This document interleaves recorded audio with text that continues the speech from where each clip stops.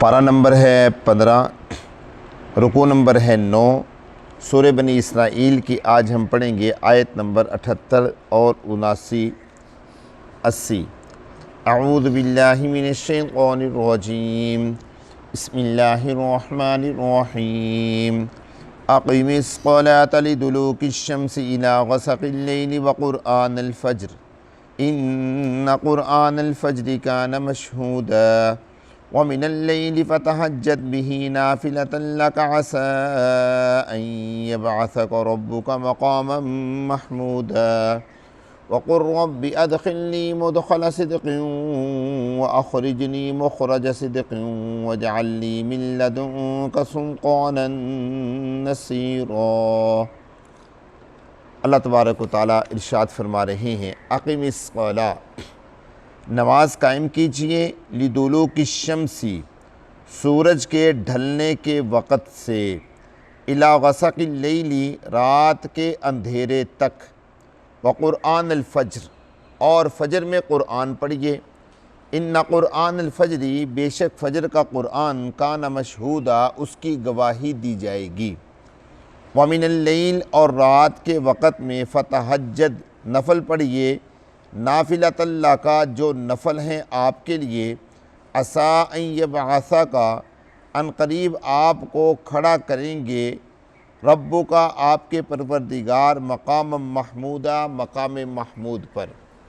وقل رب ادخلنی، اور اے نبی آپ فرما دیجئے، اے میرے پروردگار داخل کیجئے مجھ کو، مدخل صدق، سچائی میں داخل کرنا، واخرجنی، اور نکال دیجئے مجھ کو، مخرج صدق، سچائی کے ساتھ نکالنا، واجعل لی، اور بنا دیجئے میرے لیے، من لدنک، اپنے پاس سے، سلطانا نصیرا، ایک ایسی دلیل جو میری مدد کرنے والی ہو۔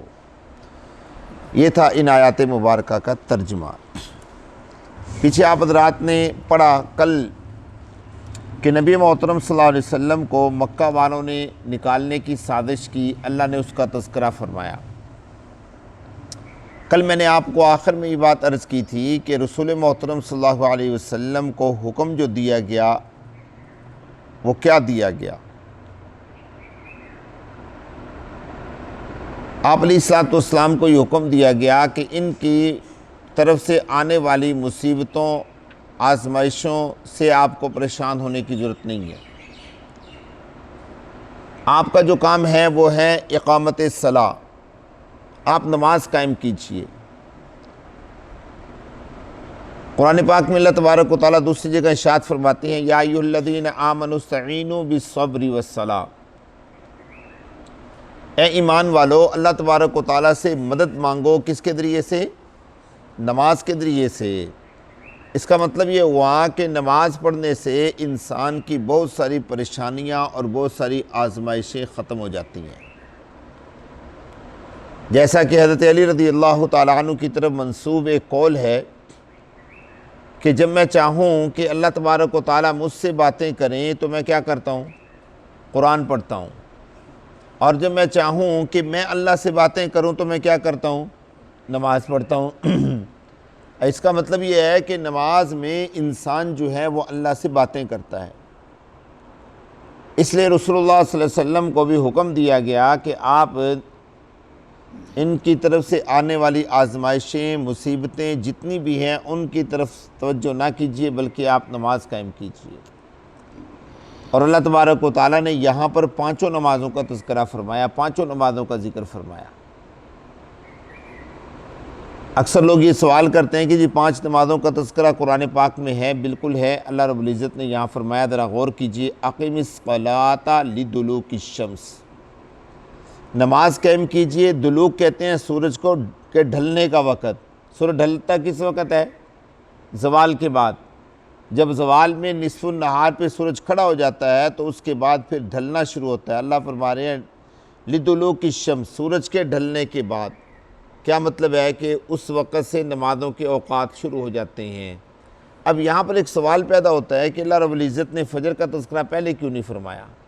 تو اس کا جواب یہ ہے کہ فجر میں چونکہ اللہ نے قرآن کی تلاوت کو لازمی قرار دیا، اس لیے اللہ نے اس کے لیے الگ سے ذکر کیا۔ فجر میں قرآن کی تلاوت زیادہ کی جاتی ہے، اس لیے اللہ رب العزت نے اہمیت کے طور پہ آخر پہ اس کا تذکرہ کیا۔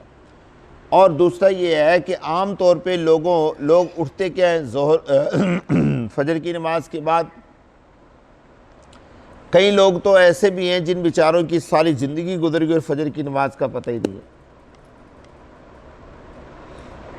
حقیقت میں عرض کر رہا ہوں ساری زندگی گزر گئی اور فجر کی نماز کا نہیں پتہ کہ فجر کی نماز کس وقت ہوتی ہے، ہوتی بھی ہے کہ نہیں ہوتی، لوگ پڑھتے بھی ہے کہ نہیں پڑھتے۔ اللہ نے سورج کے ڈھلنے سے نماز کا تذکرہ شروع کیا، عشاء کی نماز کا تذکرہ کرنے کے بعد فرمایا کہ یہ نہیں ہے کہ تم اب سو جاؤ گے تو اٹھو گے نہیں، بلکہ وقرآن الفجر، فجر کی نماز بھی ہے، تاکہ لوگوں کے اس لیے ظہر سے تذکرہ شروع کیا تاکہ لوگوں کو آخر پہ جا کے فجر کے بارے میں بتلا دیا جائے۔ تو کیا فرمایا؟ لِدُلُوكِ الشَّمْس، سورج کے ڈھلنے کے وقت۔ اب سورج کے ڈھلنے سے نمازوں کا وقت شروع ہو گیا، ظہر آ گئی، عصر آ گئی، مغرب آ گئی، یہ تو دن کی نمازیں ہو گئی۔ إِلَىٰ غَسَقِ اللَّيْلِ، رات کے اندھیرے تک۔ اب رات کا اندھیرا جب شروع ہوتا ہے اس وقت کون سی نماز ہے؟ عشاء کی نماز ہے، کیونکہ رات اگر حقیقت دیکھا جائے تو رات شروع ہی عشاء سے ہوتی ہے۔ رات کا جو آغاز ہے اگر حقیقت دیکھی جائے تو کہاں سے ہوتی ہے؟ عشاء کی نماز سے رات کا آغاز ہوتا ہے، کیونکہ مغرب کی نماز کا وقت کب تک ہے؟ شفق کے غروب ہونے تک۔ ایک شفق ابیض ہوتی ہے، ایک شفق احمر ہوتی ہے، شفق احمر پہلے آتی ہے، پھر شفق ابیض ہوتی ہے۔ جو شفق احمر ہے وہ سورج کی سرخ روشنی ہوتی ہے جو پھیل جاتی ہے، پھر جس وقت وہ ختم ہوتی ہے پھر سورج کی سفید روشنی ہے۔ جیسے طلوع ہوتے وقت پہلے سورج کی سفید روشنی ہوتی ہے، پھر سورج کی کیا ہوتی ہے؟ گرم کیا کہتے ہیں اس کو، لال روشنی ہوتی ہے، سرخ روشنی ہوتی ہے، اور اس کے بعد پھر اس کی کرنیں ختم ہوتی ہیں، دھوپ بن جاتی ہیں۔ اسی طریقے سے رات کے وقت بھی ہوتا ہے۔ جب شفق احمر ختم ہوتی ہے عشاء کی نماز کا وقت شروع ہو جاتا ہے۔ تو غسق اللیل جو ہے وہ عشاء کی نماز کا جو وقت ہے اس کو کہا گیا ہے۔ بات سمجھا رہی ہے آپ حضرات کو؟ تو کیا فرمایا کہ صبح نماز قائم کیجئے سورج کے ڈھلنے سے لے کر رات کے اندھیرے تک، اور ساتھ میں فرمایا وقرآن الفجر، اور فجر کا قرآن پڑھیے۔ فجر کے قرآن سے مراد یہ ہے کہ صبح کی نماز میں تلاوت ذرا لمبی کیجئے۔ ان قرآن الفجر کان مشہودا، بے شک فجر کا جو قرآن ہے اس کی گواہی دی جائے گی۔ گواہی کا مطلب کیا ہے کہ چونکہ فجر اور عصر کی نماز کے وقت فرشتوں کی تبدیلی ہوتی ہے، تو اس لیے جب آپ قرآن پڑھ رہے ہوں گے فجر کی نماز میں تو فرشتے جا کر گواہی دیں گے کہ یا اللہ وہ لوگ قرآن پڑھ رہے تھے۔ وَمِنَ اللَّيْلِ فَتَهَجَّدْ بِهِ نَافِلَةً لَكَ، اور فرمایا کہ رات کے ایک حصے میں تہجد بھی پڑھ لیجئے، لیکن یہ تہجد نافلہ ہے۔ یہ تہجد کون سی ہے؟ نافلہ ہے۔ نافلہ سے مراد کیا؟ نفل ہے۔ اب یہ نفل کس کے لیے ہے؟ یہاں پر بھی ایک سوال پیدا ہوتا ہے۔ قرآن پاک میں اللہ رب العزت نے جو فرمایا نافلہ، نافلہ کا ایک معنی ہوتا ہے زائد۔ اگر اس کا معنی کریں زائد تو اس کا مطلب یہ ہوگا کہ یہ نماز رسول اللہ صلی اللہ علیہ وسلم پر فرض تھی، لیکن یہ 5 نمازوں سے زائد تھی۔ 5 نمازیں اللہ تبارک و تعالیٰ نے فرض فرمائیں، اتاری، ان کا نزول فرمایا، اور فرمایا دوسری جگہ یا ایھا المزمل قم اللیل الا قلیلا، کہ کھڑے ہوئیے اور رات کے وقت میں نماز پڑھیے۔ تو اس آیت مبارکہ سے پتہ چلتا ہے کہ رسول اللہ صلی اللہ علیہ وسلم کے لیے تہجد کی نماز فرض تھی۔